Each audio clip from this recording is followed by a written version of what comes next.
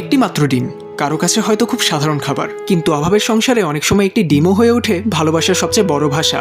যেখানে অনেক শিশু নিজের পছন্দের খাবার নিয়ে আবদার করে, সেখানে 6 বছরের ছোট্ট খুশি নিজের ভাগের ডিমটুকু পর্যন্ত মুখে তোলেনি। নিজের ভাগের ডিম না খেয়ে ফ্রকের পকেটে লুকিয়ে বাড়ি নিয়ে যাচ্ছে, কারণ বাড়িতে তার জন্য অপেক্ষা করছে তারই ছোট ভাই।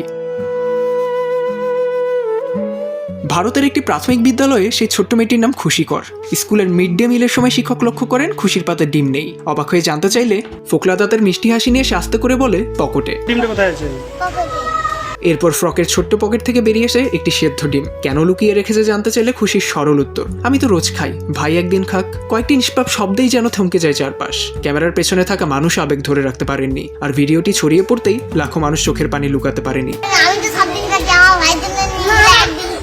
পরে জানা যায় খুশিদের সংসারটা খুবই কষ্টের। বাবা শম্ভুকর টোটো চালিয়ে যা আয় করেন তা দিয়ে কোনো মতে চলে পরিবারের 4 জনের জীবন। প্রতিটি দিনই যেখানে হিসাব করে চলতে হয়। সপ্তাহে একদিন স্কুলে যে ডিম দেওয়া হয় সেটিও নিজের জন্য নয়, ভাইয়ের মুখে তুলে দিতে চেয়েছিল ছোট্ট খুশি। এই ডিমটা তোমার জন্য, ঠিক আছে?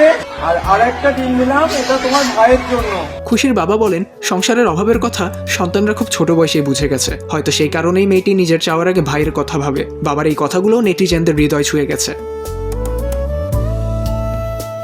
ভিডিওটি সামাজিক যোগাযোগ মাধ্যমে ছড়িয়ে পড়ার পর অসংখ্য মানুষ খুশির প্রশংসা করেছেন। কেউ লিখেছেন, ভালোবাসার সবচেয়ে বড় সংজ্ঞা হয়তো এই ছোট্ট মেয়েটি শিখিয়ে দিল। আবার কেউ বলছেন, অভাব মানুষের ঘরে থাকতে পারে, কিন্তু ভালোবাসার ঘাটতি সেখানে নেই। একটি ডিমের দাম হয়তো খুব বেশি নয়, কিন্তু সেই ডিমে লুকিয়ে থাকে একটি বোনের ভালোবাসা, একটি পরিবারের সংগ্রাম আর একটি শিশুর নিঃস্বার্থ মন আজ লাখো মানুষের হৃদয়ে জায়গা করে নিয়েছে। ওমর ফারুক সাজ্জাদ, বাংলা টিভি।